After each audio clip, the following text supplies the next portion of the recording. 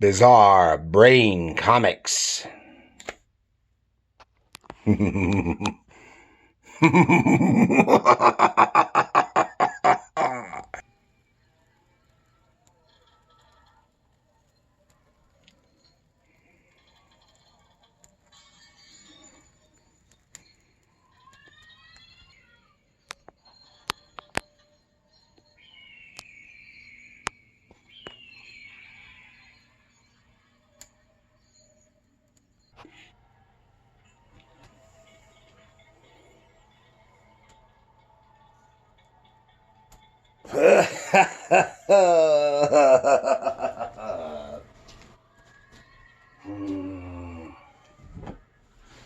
Hello again. Once again, yes.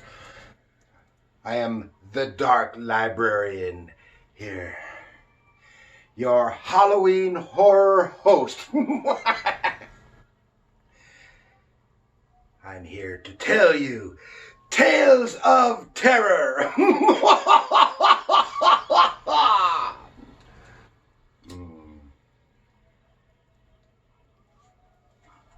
What have we today, Mr. Bones?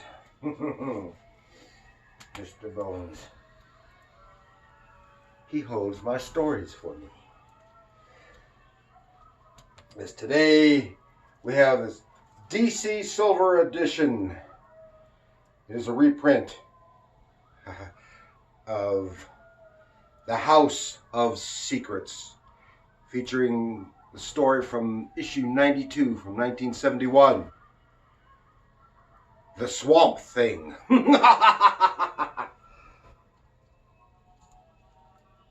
You have probably heard of The Swamp Thing. Before that, a toast to Swamp Thing.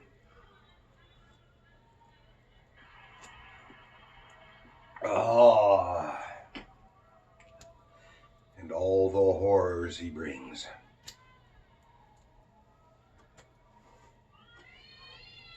Now to consult the Big Book of Knowledge. Yes. The Swamp Thing is a horror / superhero character published by DC Comics. It is a plant elemental creature created by Len We and Bernie Wrightson, first appearing in House of Secrets number 92 in 1971. It was a standalone horror story before the character was reprised and reconfigured for his solo series set in the main DC Comics universe continuity. And he is a staple of the Silver Age of comics. The writer Len We is from 1948 to 2017. A writer and editor best known for the creation of the Swamp Thing and Marvel's Wolverine. He grew up on Long Island and received an art degree from Farmingdale State College. And as a teenager, he and a friend, Marv Wolfman, took occasional tours of the DC Comics offices. Both boys worked up several sample stories to show to the DC editorial staff. Eventually, editor Joe Orlando hired both as freelance writers. We's first professional story was published in Teen Titans number 18, in which he created the Russian hero Red Star. He was a frequent contributor to horror anthologies from various publishers, as well as later writing and editing virtually everything. And the artist Bernie Wrightson, also from 1948 to 2017. Although he has done a good deal of superhero art, Wrightson is most closely associated with horror comics. He began as an illustrator for the Baltimore Sun in 1966. After meeting Frank Frazetta, he was inspired to draw his own comic stories. He started getting freelance assignments, mostly on mystery horror anthologies. And he drew a beautifully illustrated version of the Frankenstein novel, and that was in illustration, not comic format. Beautiful, beautiful work. And the fans loved his work on the miniseries Batman the Cult, which was a great miniseries. So, shall we... Oh, Mr. Bones doesn't want to let go. Let go, Mr. Bones, let go. Let's go take a look at House of Secrets and Swamp Thing.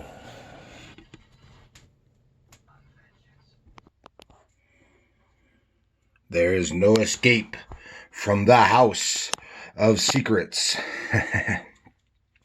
Yes, this is a reprint of House of Secrets. This was reprinted in 1993.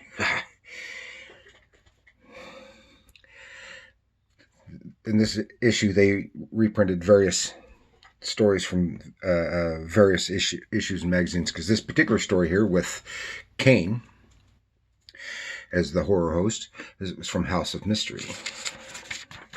But this cover and the main story we're talking about is from House of Secrets issue 92, as I said, featuring the Swamp Thing. Yes, the Swamp Thing had became very popular. And it's had a variety of creators over the years, but it was securely planted in horror, but also crossed over into the mainstream DC superhero universe, and has interacted and supported many of the superhero characters. Now, about the same time, I think it was just a few months previous to this appearance of the Swamp Thing, what appeared in Marvel Comics was a very similar character known as Man-Thing. Today, Man-Thing is not nearly as well known, but it's still there. He's still there, out there and present. But there's a little thing there. Man-Thing was created by Marv Wolfman, and Swamp Thing was created by Len We about the same time. And these two young men at that time, from what I understand, were roommates. So I think there's a little bit of cross-pollination going on there, intentional or not.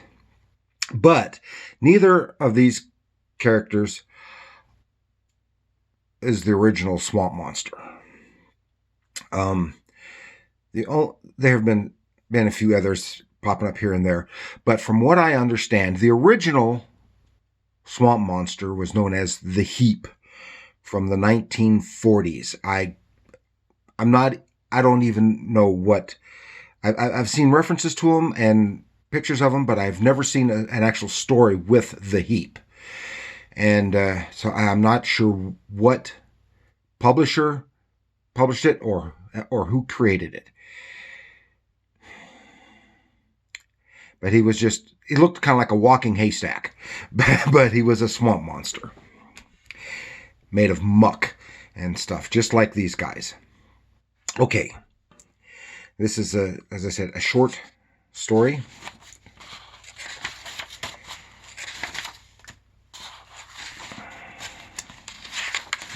And here we go. And we see these creepy hands and feet slugging through the swamps. And we get a first-person commentary by This is from the Swamp Thing himself in his mind. The edge of the swamp and the mist, wet old mansion that rises like an aging apparition into a cold expanse of sky. A stately sanctuary full of bright lights and promises and memories that can bring only pain. Swamp Thing. Drawn beautifully by Bernie Wrightson. Eloquently written by Len We. Good story, great creepy introduction here. And the coloring, whoever did the coloring did a real nice job of giving it a dark, brooding mood. And then here we are on the inside near the fire, brightness. The time period seems to be late Victorian, early Edwardian period. And here we see the lady and her new husband. They've been married for just 6 months. She's a little bit leery. Very, very lovely and beautiful feathering on the inking here. And then we see a flashback that the lady has to her previous husband, Alex Olson. They're having a lovely time in their marriage, and this fellow, who is now her current husband, was her late previous husband's best friend, and they were scientists who worked together. And here, on their first anniversary, he's giving his wife his wife is giving him a little bracelet as to remember her by. Oh, and he says he'll never take it off. A golden bracelet, Linda. I'll never take it off as long as I live. I promise you that. And then here, and we also see that the friend was always also in love with the lady Linda. And then there's an accident in the laboratory, an explosion in which Alex is killed. Oh no, it's terrible. Don't go in there. There's nothing left to see, Linda. Alex is dead. Oh, Damien, no, no, no. Beautiful, dramatic rendition of an explosion. Yeah. And it focuses so much on the characters. We don't see a whole lot of the background and the settings. And what we do see is beautifully rendered. Nice dark shadows and moody blacks, really beautifully conveying the mood. And now we see in the flashback and the memories of the man Damien, how he was so jealous and in love with Linda, and how he concocted or orchestrated the very explosion which killed Alex. You'll never know that Alex wasn't killed in the explosion, that I carried his battered and bloody form out into the fetid interior of the swamp beyond and buried it there. So he was not quite dead, and put him in the swamp for disposal. Look at that face. Beautiful face. I wonder if it might have been from photo reference. But here he's beginning to suspect that his wife suspects him of actually killing Alex. And so, while his wife has inherited everything from her late husband, if she dies, he will inherit everything from her. And he is about to kill her because if it comes out, he will hang for murder. And the Swamp Thing is just outside the window and witnesses as Damien is about to kill her. I watched Damien Ridge walk softly across the rug, and something glitters in his hand, a hypodermic needle. So he crashes right through, dramatic. You can almost hear the crashing sound as he crashes through the window. Oh God, no! And he takes the Swamp Thing, takes Damien, takes the needle from him, and crushes the very life from him. Oh.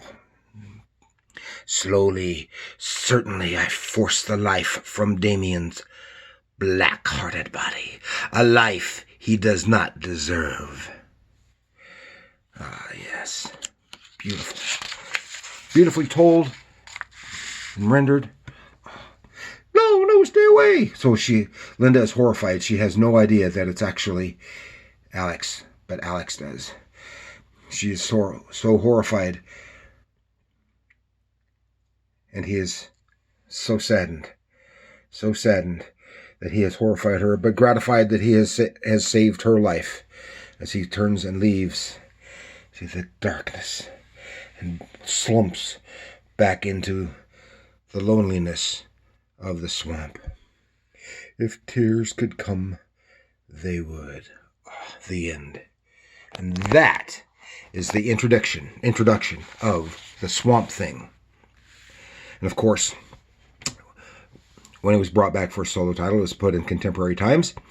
Of course, 1970s at that time.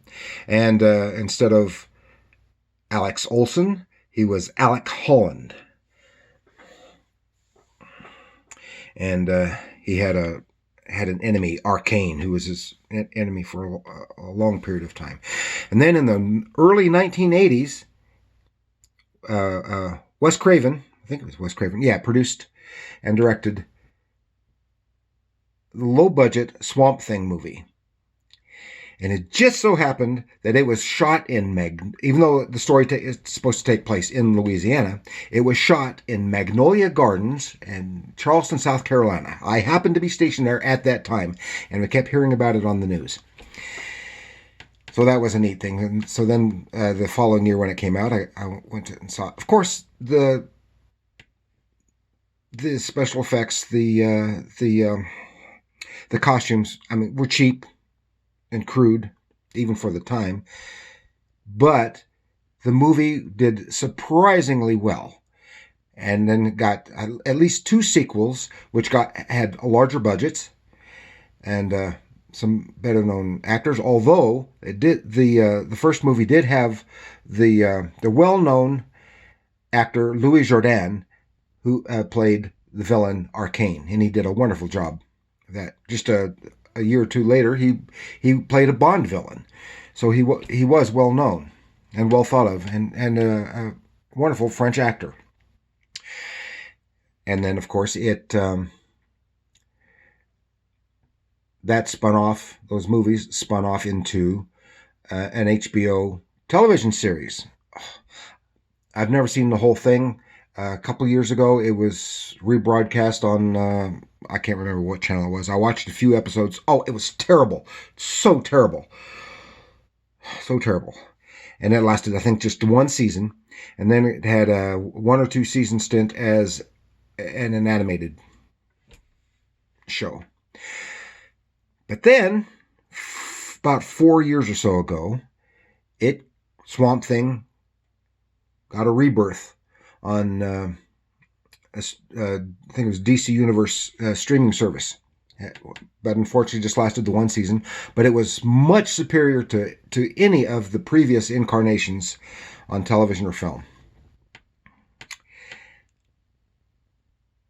And I really enjoyed it. And just last season, during the pandemic, it was finally broadcast on to fill space, broadcast on the CW network, which is owned by Warner Brothers, which owns DC Comics.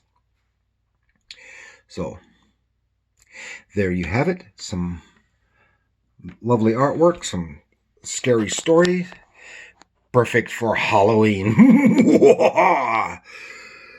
So hope you enjoyed it. I enjoy it. Share with your horror-loving comic book friends. Subscribe if you haven't. And remember, comics are art. And Pleasant screams.